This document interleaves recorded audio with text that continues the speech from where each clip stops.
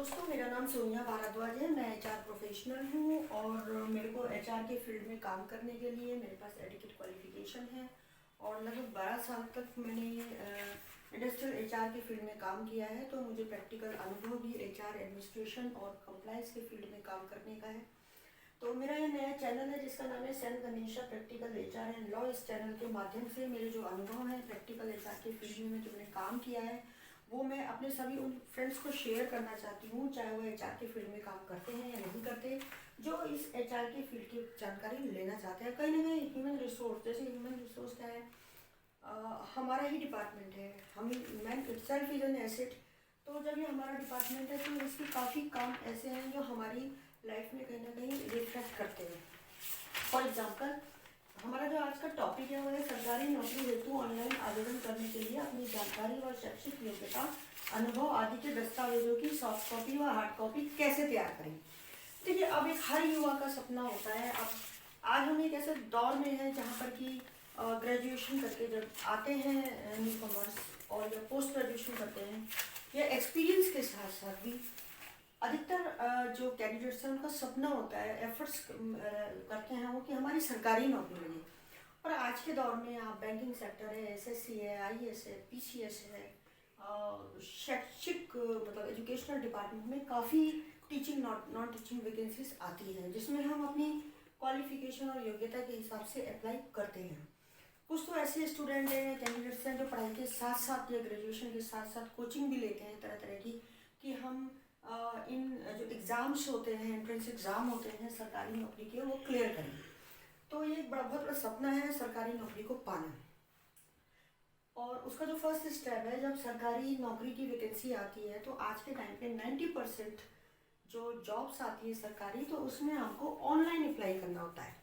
तो क्या होता है, कुछ कैंडिडेट्स के लिए बड़ा अनईजी होता है ऑनलाइन अप्लाई करना। कुछ तो साइबर कैफ़े में चले जाते हैं, वहाँ पे जाके ऑनलाइन अप्लाई कराते हैं।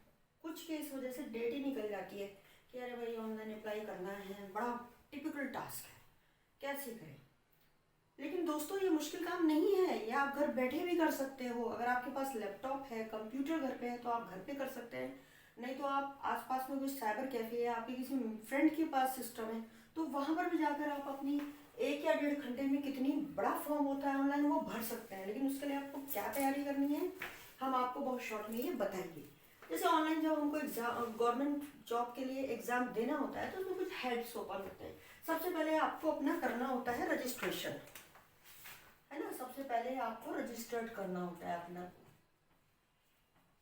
तो उनकी जो वेबसाइट होती है, जैसे मान लीजिए स्टेट्स की होती है, यूपी की अलग है, हरियाणा की अलग है। जैसे किसी कंपनी की होती है, जब हम पीएसयू जॉब्स के लिए अप्लाई करते हैं तो जब उस वेबसाइट को जो दी होती है विज्ञापन में, हम जब उसमें लॉगिन करते हैं तो उसमें ऑप्शन आता है रजिस्टर्ड।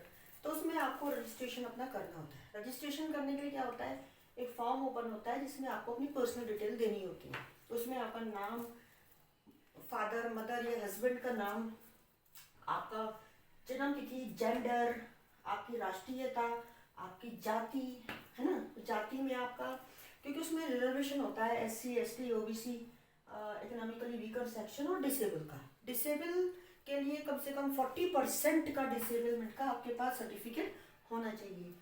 तो ये सारी जानकारी और हमारा permanent present address, contact number, email ID जब हम ये जानकारी देते हैं तो हमारा रजिस्ट्रेशन हो जाता है। ये अलग अलग जॉब साइट्स पे, अलग अलग कंपनीज पे, है ना। तो अलग अलग प्रोसीजर होता है, बट एक कॉमन प्रोसीजर यही होता है। फिर हमारा रजिस्ट्रेशन हो गया, हमारे पास मैसेज आ जाता है, आपका पासवर्ड है और ये आपका रजिस्ट्रेशन आईडी है। फिर हम उस आईडी से दोबारा जाके उसको खोलते हैं तो हमारा ये फाइल ओपन हो जाती है। फिर उसमें वो क्या मांगते हैं, नेक्स्ट होता है शैक्षिक जानकारी, मतलब एजुकेशनल क्वालिफिकेशन। तो उसमें आपने 10th किया है, 12th किया है, बीए किया है, BSc, BTech, MA, MBA, law, MCA, PhD, MPhil जो भी किया है, तो वो आपको उसमें एंट्रीज करनी होती है। उसके बाद फिर हमारा कॉलम, उसमें एक विंडो ऑप्शन होता है अनुभव। कुछ जॉब्स में अनुभव भी मांगते हैं, कुछ में नहीं मांगते। जिनमें मांगा जाता है उसमें हम अब से लेके पहले का अनुभव देते हैं। जैसे अब मैं जिस कंपनी में काम कर रही हूँ या जिस ऑफिस में काम कर रही हूँ, जो जॉब कर रही हूँ, वो ऊपर आएगा, उसके बाद डिसेंडिंग ऑर्डर में वो नीचे आता है। ठीक, अनुभव को हम फीड करते हैं, यानी उसको भरते हैं। फिर आता है आपका, फिर इतना करने के बाद आता है कि आप अपने डॉक्यूमेंट्स की कॉपी को अटैच करिए। उसमें अलग अलग जॉब के लिए अलग अलग वेबसाइट पे अलग अलग डॉक्यूमेंट्स मांगे जाते हैं, बट जो एक सामान्यतः जो डॉक्यूमेंट्स मांगे जाते हैं उसमें आता है आपका सबसे पहले आधार, फिर आता है आपका जन्म तिथि प्रमाण पत्र, 10th का सर्टिफिकेट, उसके बाद आता है आपका फोटो जेपीजी, उसका साइज दिया होता है, इतने साइज किया, फोटो अटैच करें। फिर आता है सिग्नेचर, हस्ताक्षर। उसके बाद आपका अगर SC ST OBC EWS या डिसेबलमेंट का सर्टिफिकेट है तो वो आप यहाँ पर अटैच करेंगे। उसके बाद आता है फिर आपका जो है एजुकेशनल प्रमाण पत्र। हम अपने सारे जो एजुकेशनल डॉक्यूमेंट्स हैं, शैक्षिक प्रमाण पत्र हैं, उनकी PDF फाइल तैयार कर लेते हैं। वो हम 10th से स्टार्ट करते हैं, ठीक है, तो असेंडिंग ऑर्डर में होती है, तो वो आपकी PDF फाइल को आप यहाँ अटैच करेंगे। फिर आपके एक्सपीरियंस डिटेल्स यानी अनुभव, तो जितनी भी एक्सपीरियंस लेटर्स हैं, आपके अपॉइंटमेंट लेटर या रिलीविंग लेटर हैं जो आपने सीक्वेंस में PDF फाइल में बनाए हैं, वो आपको PDF की एक साइज दिया होता है, उस स्मॉलेस्ट साइज में आपको यहाँ पे अटैच करनी होती है। फिर आता है आपका पैन कार्ड। कुछ कंपनीज या कुछ ऑर्गेनाइजेशन ऐसे हैं जो कि पैन कार्ड भी मांगते हैं, तो वो कॉपी भी आपको JPG उसमें लगानी पड़ती है, अटैच करनी पड़ती है। अब आप कहेंगे ये तो बहुत सारे डॉक्यूमेंट्स हो गए, हम कंफ्यूज हो गए। नहीं, आपने इसके लिए बहुत सिंपल तरीका है। सिंपल तरीका हम आपको बताते हैं। जैसे हम लोग हमेशा अपने माइंड में एक डाटा रख के चलते हैं, रेडी रहते हैं, हमें एग्ज़ाम देना है, हमें परीक्षा पास करनी है, उसी तरह से हमको एक अपना कैरी बैग रखना होता है ना। कैरी बैग में हमें अपने डॉक्यूमेंट्स रखने होते हैं, और हमको सॉफ्ट कॉपी में पेन ड्राइव पे या अपनी ईमेल आईडी पे कुछ डिटेल्स तैयार करके हमें एडवांस में रखनी पड़ती है, यानी हमेशा रखनी पड़ती हैं। तो वो डिटेल क्या होती हैं, आपने एक एक्सेल फाइल बनाई, उसमें आपने उसको कोई भी नाम दे दिया, ठीक है ना, जैसे कि details to apply for government job या जो भी आपको लगता है। उसमें आपने सबसे पहले तो अपनी पर्सनल डिटेल, आपने 3 शीट खोल ली, 1 2 3। फर्स्ट शीट में आप पर्सनल डिटेल देंगे सब, ठीक है, नाम, पिता का नाम, पति का नाम, जन्म तिथि, एड्रेस, राष्ट्रीयता, जाति, SC ST OBC EWS, disablement 40% होना चाहिए, किस टाइप का डिसेबलमेंट है, ब्लाइंड है, लो विजन है या एयर इम्पायरमेंट है, तो वो सब आपको वहाँ पे एक पर्सनल डिटेल की फाइल आपने एक्सेल में बना ली शीट, ठीक है, उसमें जानकारी रख ली आपने। अब आपने दूसरी शीट खोली, दूसरी शीट में आपने एजुकेशनल डिटेल्स दी हैं। उसमें क्या लिखते हैं हम, serial number, course name, college institution, year of passing, subjects आपने क्या क्या पढ़े हैं, मार्क्स कितने ऑब्टेन किया आउट ऑफ दिस, और परसेंटेज कितनी आई, ठीक है। ये हमारा एक्सेल में एक डाटा बन गया है आपके पास जितनी एजुकेशनल क्वालिफिकेशन है। अब हमने तीसरी शीट खोली, तीसरी शीट हमने किस एक्टिविटी की खोली है, वो है हमारे एक्सपीरियंस, प्रोफेशनल एक्सपीरियंस। उसमें आता है serial number, company name and address, date of joining, है ना, फिर डेजिग्नेशन, उसके बाद पीरियड फ्रॉम टू, यानी कब से कब तक काम किया, फिर क्या क्या आपने काम किए, duties performed, reason of leaving, आपने उसको छोड़ा क्यों, और आपका टोटल अनुभव कितना रहा, साल में, महीने में और दिन में। तो ये आप जो अभी कंपनी में वर्तमान में क्या काम कर रहे हैं, या आपने अभी रिसेंटली छोड़ी है, तो वो तो पहले नंबर पे आएगी, उससे पहले last to last to last वो नीचे डाउन में आती रहेगी, ठीक है। हमने सबसे पहले एक्सेल शीट पे ये अपना एक डाटा तैयार कर लिया, उसकी स्पेलिंग वगैरह, टाइम, डेट अपने सर्टिफिकेट से मैच कर दिया। मैंने अगर जुलाई 2020 में 10th किया है तो जुलाई 2020 में लिखूंगी, तो मैंने वो डाटा बिल्कुल एक्यूरेट बना दिया अपने सारे सर्टिफिकेट्स को देखकर। उसके बाद मैं क्या करूँगी, इस डाटा की एक हार्ड कॉपी अपनी एक फाइल में लगाऊंगी जिसमें तीनों शीट की कॉपी होगी, पर्सनल डिटेल, क्वालिफिकेशन और एक्सपीरियंस। मैंने उसको अपनी फाइल में अटैच कर लिया। अटैच करने के बाद क्या करा मैंने सबसे पहले अपनी आधार कार्ड की एक फाइल बनाई, ठीक है, उसके बाद मैंने अपने पैन कार्ड की एक फाइल बनाई, फिर मैंने अपने 10th के मार्कशीट की एक फाइल बनाई, वो सॉफ्ट कॉपी मैंने उसको स्कैन करके तैयार करी, फिर मैंने अपनी फ़ोटो, फिर अपने मैंने सिग्नेचर, फिर मेरा अगर मैं डिसेबलमेंट SC ST OBC में जाती हूँ तो मैंने उसका अपना सर्टिफिकेट का एक स्कैन कॉपी जो है वो JPG में या सेव कर दी उसको PDF में, जैसे भी रिक्वायरमेंट है, ठीक है। फिर मैंने एजुकेशनल डॉक्यूमेंट्स की एक पूरी PDF फाइल बना ली, है ना, उसको मैंने स्मॉलेस्ट साइज करके सेव कर दिया। फिर मैंने एक्सपीरियंस की पूरी फाइल बना ली। तो ये मेरे एक फोल्डर है, उस फोल्डर के अंदर सबसे पहले मेरी एक्सेल फाइल है जिसमें 3 शीट है। फिर मेरा उसमें आधार कार्ड है, पैन कार्ड है, फिर मेरी 10th की कॉपी है जो एज एन एज प्रूफ है, डॉक्यूमेंट है वो। उसके बाद फिर मेरी डिसेबलमेंट या SC ST OBC WS उसका सर्टिफिकेट की मैंने एक फोल्डर बनाया। उसके बाद मैंने प्रोफेशनल एजुकेशनल क्वालिफिकेशन का एक PDF बनाया। फिर मैंने अपने एक्सपीरियंस का PDF बनाया और ये सब मैंने उसमें सेव कर दिया है ना, अलग एक फोल्डर के अंदर।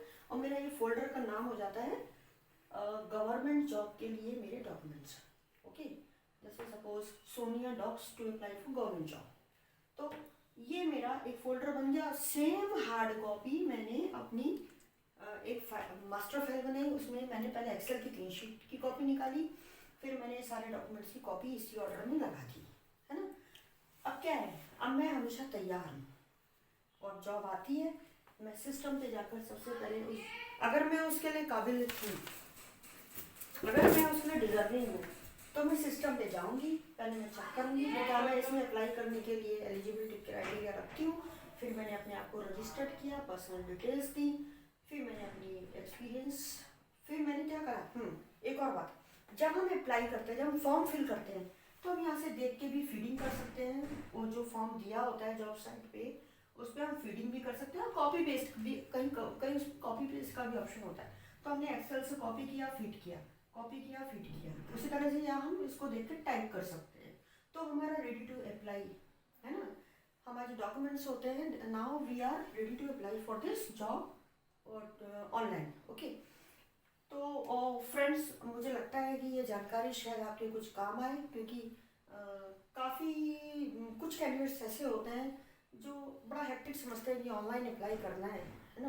तो हमारी जो डेट निकल गई, और बड़ा लेंदी प्रोसेस है, साइबर कैफे में बैठना पड़ता है, कभी कभी तो 1-1.5 घंटे आप बैठे ही रहोगे। नहीं, ऐसा नहीं है, आप थोड़े से एफर्ट्स करेंगे, आपके डॉक्यूमेंट्स रेडी रखेंगे, ये सॉफ्ट कॉपी आपके सिस्टम पे होगी, या आपकी पेन ड्राइव पे होगी, या आपकी मेल ID पे होगी, और हार्ड कॉपी आपके बैग में होगी।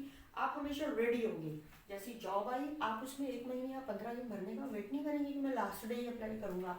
आपको जब भी टाइम मिलता है इस दौरान आपने अपना रजिस्ट्रेशन किया, उसके बाद पर्सनल डिटेल भरी, एजुकेशनल डिटेल भरी, एक्सपीरियंस भरा, फिर ये डॉक्यूमेंट्स अटैच किए आपने, और उसके बाद आपने अपना साइन वन करके, फिर एक बात और ध्यान रखिए, जब हम ये सारी फीडिंग कर देते हैं उसके बाद एक आता है प्रिंट प्रीव्यू। उस प्रिंट प्रीव्यू के ऑप्शन में आपने जो फीडिंग किया है उसको आप एक बार चेक कर सकते हैं। आप उसको एक सॉफ्ट कॉपी सेव भी कर लीजिए और एक हार्ड कॉपी आप अपने पास फाइल में लगाइए। चूँकि जब आप उस एग्ज़ाम को पास करेंगे, आप इंटरव्यू देने जाएंगे, तो आप उस प्रिंट प्रीव्यू के अनुसार तैयारी करके जाएंगे, ठीक है। तो इस तरह से बहुत शॉर्ट टाइम में हम इतना सालों मेहनत करते हैं, पढ़ाई करते हैं, प्रैक्टिकल एग्जाम्स देते हैं, है ना। और अगर हमारे लिए कोई जॉब आती है, अगर हम उसमें अप्लाई करने से वंचित रह जाते हैं, तो that is a big loss to us. तो हमें हमेशा रेडी रहना चाहिए अलॉन्ग विथ ऑल, मतलब इस डॉक्यूमेंट्स के साथ जो सॉफ्ट कॉपी में और हार्ड कॉपी में है। और आप इजीली, फिर आपका पेमेंट का ऑप्शन आएगा, पेमेंट आपके अकाउंट में पेमेंट है, आप अपने डेबिट कार्ड के थ्रू या ऑनलाइन पेमेंट कर सकते हैं। That is an easy task, वो कोई बड़ा टास्क नहीं है। फिर आपका जो फॉर्म है वो सबमिट हो जाएगा। सबमिट के बाद सक्सेसफुली मैसेज आता है, यू हैव अप्लाइड सक्सेसफुली। कुछ उसमें तो मोबाइल में भी मैसेज आता है कि आपने सक्सेसफुली इस जॉब के लिए अप्लाई कर दिया है, आपका रजिस्ट्रेशन ID ये है, पासवर्ड ये है, या रजिस्ट्रेशन नंबर ये है। तो फ्रेंड्स, मुझे लगता है ये जानकारी शायद आपके काम आए, और I hope so, best wishes.